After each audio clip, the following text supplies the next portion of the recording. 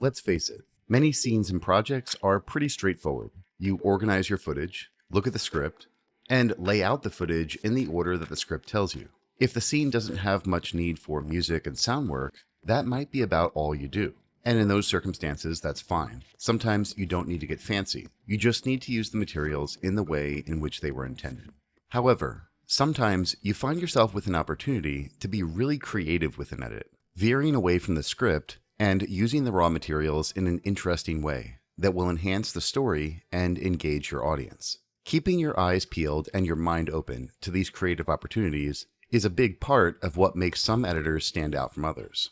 Be the editor that takes the time and the risk to do something a little bit different, and often considerably more difficult. Today, we're going to walk you through an edit that gives us that exact opportunity. We're going to be working with scenes 81 through 83. These scenes depict Alex and Paul in the present day meeting up on the Chapman Dam. It's a sequence near the end of our film and is ultimately the climax of the movie. In the footage, Paul is asking Alex to tell him what happened on the dam during their childhood, when Paul ended up falling and becoming crippled. Paul claims he can't remember what happened, and Alex is hesitant to say. The script calls for a handful of flashbacks during their conversation that show their younger selves meeting up in the same location, having an argument over Alex's jealousy of Paul and Marie's romantic relationship, then getting into a scuffle, and then Paul ultimately gets tossed over the dam by Alex. Though, based on what I can see, it was basically an accident, and reason number 43 why you don't get into fistfights on the top of a tall dam. While we were looking through the dailies, we found that the filmmaker shot a bit of extra coverage beyond what is written into the script, which sparked some interesting ideas in our head. I think it'll be helpful for you to have a look at the finished scene first, so that you can have more context as we break it down. It's about 7 minutes and 30 seconds long. Have a look.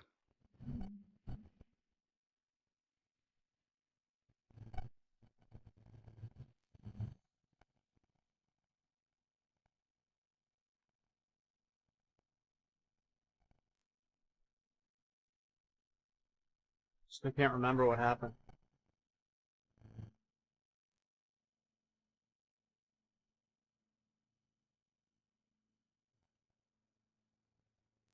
Some things, some memories never came back. What are we doing here? Tell me what happened. You know what happened. I want to hear you say it. Why?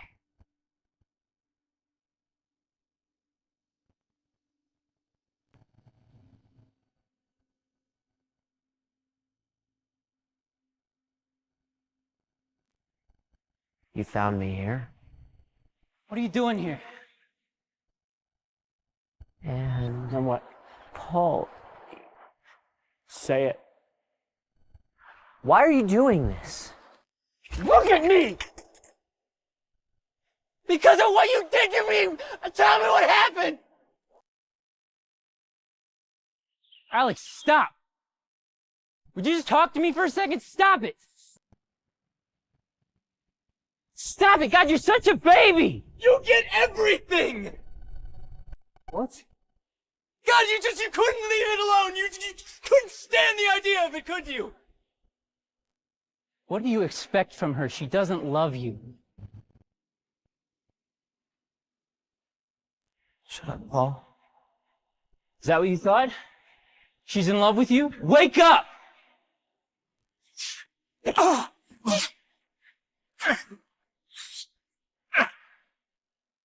Did you push me?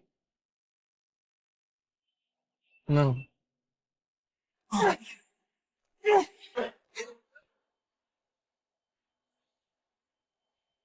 You say it was an accident.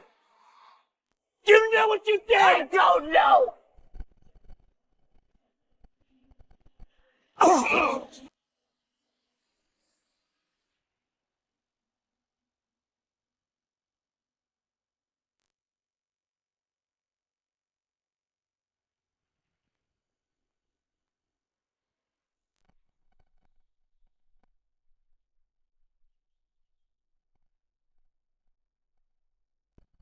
I don't know what happened.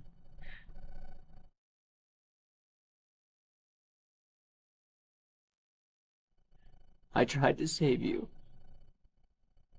I couldn't get to you in time.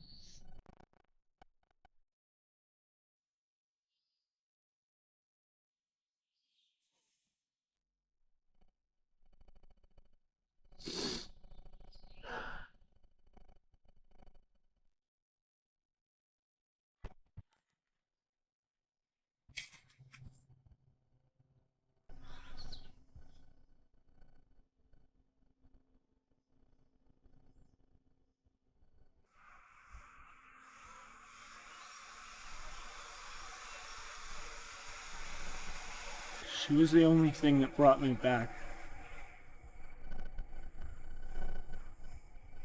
I felt so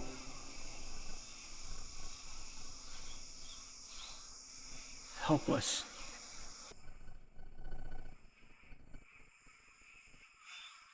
I gave her my heart and my soul.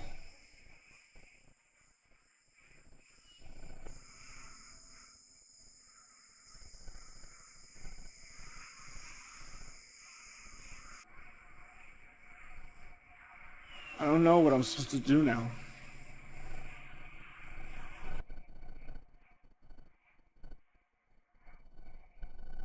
Tell me what I'm supposed to do.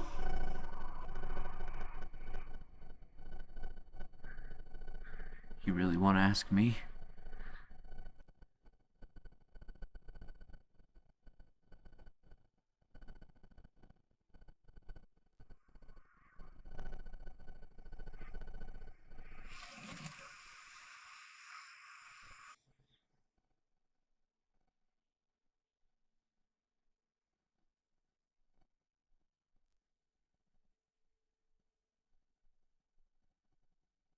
Maybe you do it for the people who love you until you're ready again.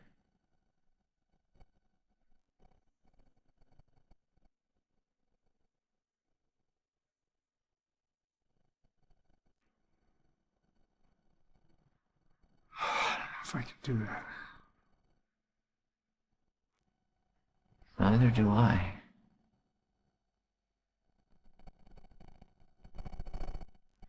Doesn't matter anymore.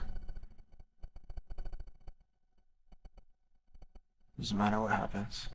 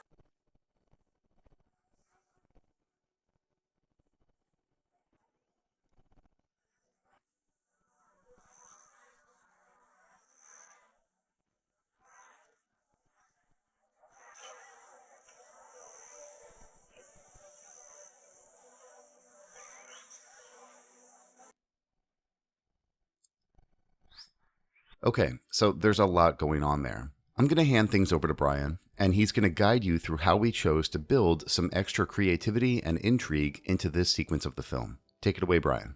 I want to first point your attention to the script for this scene. As you can see here, the scene plays out in a fairly straightforward, linear fashion with a little bit of flashback thrown in here and there.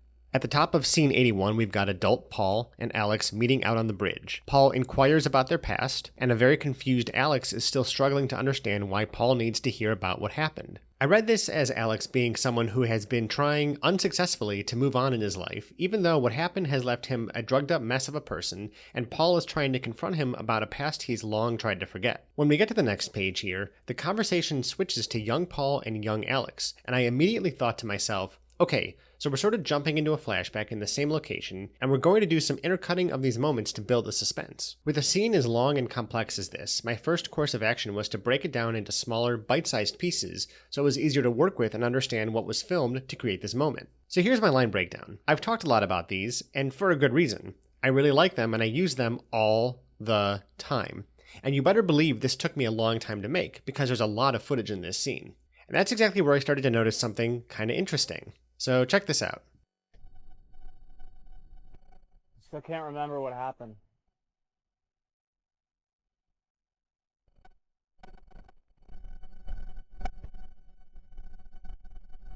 Still can't remember what happened.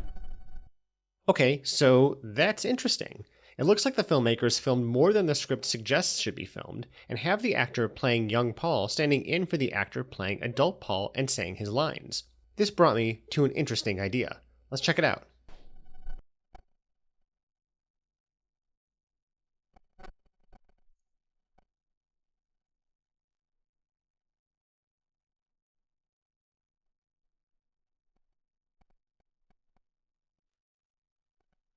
Still can't remember what happened.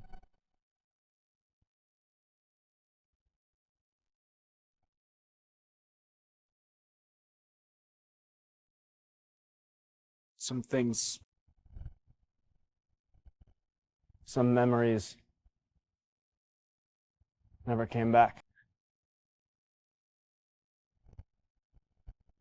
What are we doing here? Tell me what happened. You know what happened. I want to hear you say it. Why? Alright, pretty cool, right? Well, in order to create this, it took a lot of smart organization and trial and error. Back to my line breakdown here. This is the whole thing. This first third here is the conversation leading up to the fight, line by line. This second chunk here is all the fight scene, and this final third here is their conversation after the fight scene. As I skim through the first third and notice all the various pieces of coverage that were captured for this moment, there's a ton of Freaky Friday-esque body swapping going on with the actors. Got young Paul and adult Paul and adult Alex, young Alex's shoulder with adult Paul. Sometimes it's just a shot of a lawn ornament instead of Paul. Just kidding.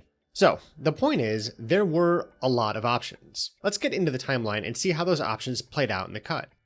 Right off the bat, there's a lot to look at here, and so to make it easier, I've gone ahead and disabled the clips and turned off the tracks that we're not going to be focusing on right now. I just want you to focus on the edit for a moment, because that's where things really get started. To familiarize you with my timeline, you can see that I'm using 2 tracks to edit my picture. I have that third track there just in case I need it, but I typically try to keep my picture limited to just 2 tracks. Below my video, I've got my audio tracks. Now, I've turned off the sound effects and music, we'll get to those later. For now, the only audio we're going to look at is the dialogue, or DX, tracks here. Like usual, I have 4 of them for my production dialogue, and this 5th one here is an effects track where I have a reverb just in case I ever want to have some clips quickly get a reverb effect. This kind of track is a good catch-all for quickly doing a reverb even if it's not perfect. If it gets the point across in a screening, then it's doing its job just fine. There's always time to meticulously tweak and refine it later on. The edit is very straightforward, so let's focus on a couple of key moments in the cut that'll help make this story work.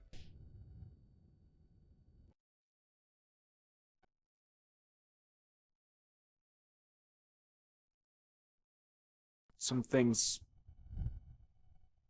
So Alex approaches Paul standing on the bridge here, and right away I have a cut to Alex's over-the-shoulder shot, and in it we see young Paul looking up at Alex. When we return to Alex's angle, adult Paul is back in place. It's an almost blink and you'll miss it moment, and that's very intentional. Alex's mental state in this moment could still be that he's coming down off of being high, that he's in the middle of remembering, or rather misremembering this moment in his past, and it's both his confusion and the audience's confusion that helps this edit work. It's also an important edit because it says, we're gonna get weird with it, so, buckle up. Once you introduce something like that and let the audience know what to expect, you can start to play around with their perception of time. But it's that first shot that's crucial in making sure that the audience know that they, alone, are not being messed with. It's the characters who are having their perceptions of time altered, and we're just along for the ride. In this case, we should be tracking what Alex is thinking and his confusion. At this point, I felt comfortable trying to line up the best performances while also trying to look for coverage that continuously shifted the time period. It just happened to work nicely that some lines of dialogue, like this one, What are we doing here? Tell me what happened. played more resentful, like young Paul was shining through, and lines like this one, You know what happened. I want to hear you say it. played angrier and aligned better with where adult Paul was in his life in this moment. The key thing about what I've done with the edit here is that we tried to maintain a focus on what should be happening with the characters in this moment. I could have gone back to my line breakdown, looked for as many random versions of Alex and Paul to cut between, but that would have been very sloppy feeling and like it didn't serve a story purpose. In fact, when we talk about how every cut needs to serve the story, well, this is it. When you make a cut in your scene, you are telling the audience to look at this. So, if you cut from Alex to Paul, there's a reason I'm cutting to Paul. I need you to see something Paul is doing. And if I choose to cut from adult Alex to young Paul, not only do I need you to see what young Paul is doing, but I need you to know that Alex is seeing young Paul too. It's also important to remember that cuts interrupt the moment, not in a bad way. We want that. Those interruptions in the moment are how we use compare and contrast to help audiences understand what is going on. In our case, by simply cutting from a shot showing adult Paul's shoulder to a reverse angle showing young Paul standing in his place, that contrast to the immersive scene moment tells us that something important is happening. And finally, you have to treat every cut with respect. That means every time you choose to cut from one shot to another, you need to be doing it consciously and intentionally. Why did you make that cut? Why did you choose this edit? And what does that make the audience feel? By respecting the cuts you make, you'll always be making thoughtful edits in your timeline rather than haphazard ones. I want to draw your attention to one more important shot in our edit, and it's this one right here. It's a pretty basic wide shot of Alex and Paul on the bridge. There's nothing fancy about it. It's not like I've done any kind of alteration where I've somehow combined adult Alex with young Paul, or did a funky morph where adult Alex turns into young Alex. That would be a cool lesson, but instead, this is all about why I chose this shot specifically, and I have 3 reasons.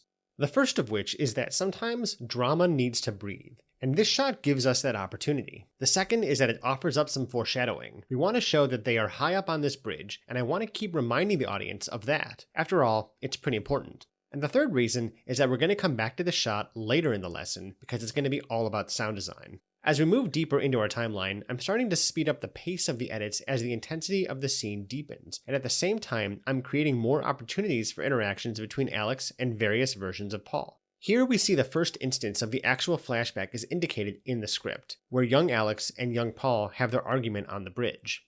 Then we have a variety of cuts back and forth between Alex and Paul's dialogue, where Paul switches regularly between his adult version and his younger version. Alex's memory is getting fuzzier as their conversation gets more heated. It's important to point out that this young and old intercutting was not in the script, but it's part of the effect we're trying to create with the footage we have available. And this continues until we finally reveal the moment when things shift from a present-day memory to an actual full-fledged flashback, which was in the original script. That moment is right here. These wide shots continue to play an important role in the scene. They are great ways to escape the same coverage we've been seeing, and also make it clear which players are in the scene at any moment. Now we're seeing young Alex and young Paul together for the first time, and from here on out, we stick with them in their flashback.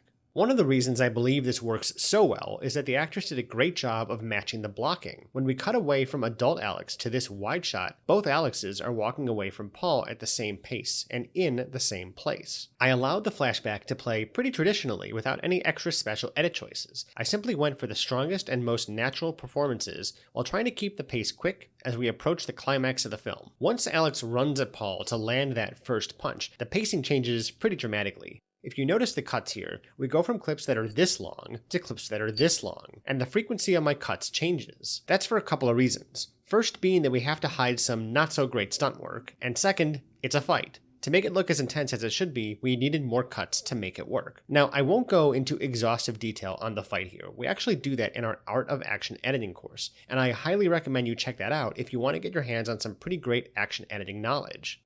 Now that we're looking back at the script, the idea of mixing present-day conversation with flashback scenes is starting to line up to what's written. We've got some fight, some dialogue, more fight, a little bit more dialogue, and then a solid moment during the fight that resonates strongly. And so now our edit is lining up to the script a little more specifically. Here we have Paul saying, Did you push me? and we've got Alex's reply of, No. This cut back to the present day is really helpful in hiding some fight choreography issues in the footage because now I can cut to this angle of Alex being punched in the face. And I can cut to the reverse angle here. I made the edit right on the punch itself and took this opportunity to connect one final moment between adult Alex and young Alex. So this shot here is actually an outtake. They sort of goof up the punch choreography and you can see that after one or two punches the actors pause and break character. Normally, I wouldn't include this, but I really felt like I needed that moment with adult Alex, and there wasn't one. So I took this opportunity to manufacture one, and we'll talk about that in a little more detail later on. For the time being, I simply made a note in my timeline that this was a VFX shot that I wanted to tend to once I had my edit laid out. Now for the big moment, Paul's tragic fall. There are a lot of takes of this, but it was pretty difficult to make it work. The actors never quite nailed the choreography, and there's a lack of insert shots of hands or feet to help this along. So I just had to make it work the best I could. It's a little rough, especially without the sound design, but it gets the idea across. Alex lifted himself up, Paul got caught on the barrier wall, Alex was trying to stand and inadvertently pushed Paul off. Then a scary looking mannequin of Paul landed at the bottom. It is better than the first take though. Okay, that looks like it really hurts Paul. Now for the key component to all of this, Alex. We need to know what is happening with Alex right now, and fortunately the filmmakers have given us that shot. There's a lot of things we could do with this moment. We could have used this as an opportunity for a long cross-dissolve back to the present day, or we could have considered trying out one of our flashback stylization techniques here as we return to the present day. Something like a lens flare could be interesting since the sun is just over Alex's head. But instead, this moment felt better without any of that, and playing it straight on Alex's face as he reacts really helps sell the emotional fallout of their conversation. Once we return to the present day, the rest of the scene plays out in standard dialogue coverage, with each take carefully curated from the line breakdown to find the best performance from each player, and making sure to keep the focus on Alex and his experience. Before we take a look at the sound, music, and VFX shots of this sequence, I want to show you just one more thing. This is both a warning and a suggestion. If you take a look at this shot here, you can see that it's Paul reacting to Alex having finished with his story and having a moment where he comes to a realization. There's a lot of heavy lifting for this actor to do right now, so it's important that we help convey that in the edit. And for the most part, I feel that we're doing that. But in looking for that moment in the dailies, I couldn't help but be attracted to not only his performance, but also this handheld camera movement that reframes the position of the camera beyond a simple shake. The camera operator is physically moving lower in space, and this affects the eyeline of the actor, and it's also just a nice movement. Even though the actors in this scene are staying on their appropriate sides of the 180-degree line, just like we saw in the Harry Potter and the Prisoner of Azkaban example in the Filmmaking Essentials for Editors lesson, moving the camera to help maintain actor positions and actor eyelines is a nice way to help the audience stay connected to where everybody in the scene is. Now, a warning. Your job as an editor is to tell the story, and that happens with the actors and the plot first. A cool camera move is great, but it's not the primary reason to choose an edit. So, be careful as you edit your own work to not take this advice as ignore the actors so long as I get my cool dolly move in the cut. These things must work in tandem. Hey guys, Chris here. So this lesson has some homework. First, review the script to make sure that you're clear about what goes on in this scene. Second, you'll almost definitely want to create a line breakdown for this. While they are optional, it's going to be very hard to make the best creative use of this footage and this dialogue here if you don't have it organized in an easily accessible way. Third, cut together the scene according to the dialogue in the script. And then fourth, get creative with how you intercut between the old and the young versions of the characters. Coming up in the next lesson, we're going to take this scene to another level, and we're going to be adding sound design, music, and even some visual effects. All right, I'll see you in a bit.